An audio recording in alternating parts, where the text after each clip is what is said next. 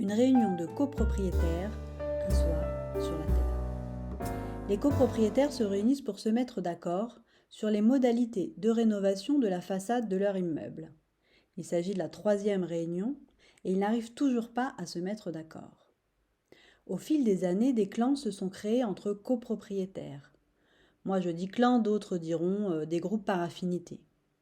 Quoi qu'il en soit, ceux qui se ressemblent se sont mis à se côtoyer, rejetant les autres, en conscience ou non.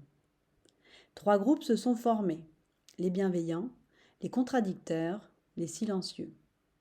Les bienveillants veulent que du matériel écologique soit utilisé. Les contradicteurs veulent surtout que les travaux puissent tenir dans la durée. Les silencieux, sont silencieux. Les bienveillants veulent que soit prise en compte la préservation de la planète. Les contradicteurs disent que si c'est juste pour se donner bonne conscience, ça n'est pas la peine, qu'on fait comme ça depuis des années et que les rénovations étaient très bien. Les bienveillants expliquent que le monde change et qu'on ne peut plus faire comme avant. Les contradicteurs disent qu'ils doivent arrêter de se sentir supérieurs et d'être des putains de donneurs de leçons. Les bienveillants se réfugient en exprimant que ce n'est pas la peine d'être vulgaire, que cela rend l'échange agressif et contre-productif.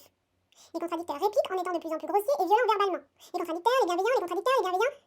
Et les silencieux se confirment qu'ils ont bien eu raison de se taire. Chaque groupe garde son masque face aux autres, n'exprimant donc pas ce qui l'anime vraiment. Sous leur masque, les bienveillants ont peur du conflit, alors ils sont toujours souriants. Les contradicteurs, eux, ont peur de la manipulation, sentiment que créent les bienveillants en étant toujours souriants. Cela rend soupçonneux. Les silencieux ont peur d'être jugés, alors ils préfèrent ne pas s'exprimer face aux contradicteurs qui risquent de se moquer et face aux bienveillants qui semblent toujours vouloir leur expliquer ce qu'ils doivent faire. Les bienveillants veulent que les silencieux se sentent à l'aise, alors ils leur expliquent pensant que peut-être ils n'ont pas bien compris et pour les aider à sortir du silence.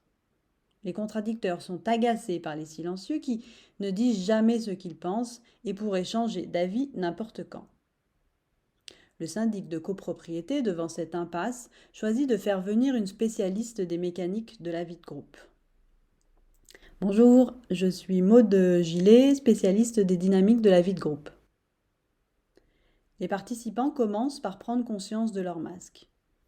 Ils vont ensuite se rendre compte qu'ils mettent assez peu ce masque au sein de leur clan.